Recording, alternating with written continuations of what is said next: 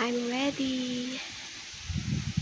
All the chair is inside the house because the typhoon is coming someday. Oh, my plants is in the side and the jacuzzi is already tied up and my plants I removed my hair. I put in here so to get ready for the typhoon. Car, I don't know. I think car is safe here. Oh, all the plants here I removed from by side.